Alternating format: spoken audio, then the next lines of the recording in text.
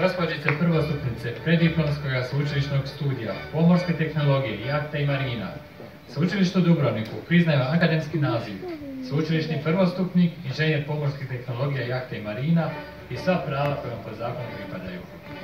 Nora Draganić.